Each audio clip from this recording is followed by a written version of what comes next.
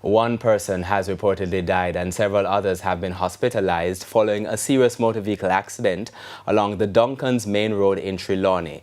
The crash, which occurred a short while ago, resulted in a major pileup of traffic in the area.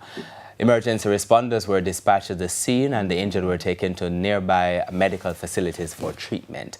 Motorists are being advised to avoid the area if possible and to expect delays as investigations and clearing operations continue.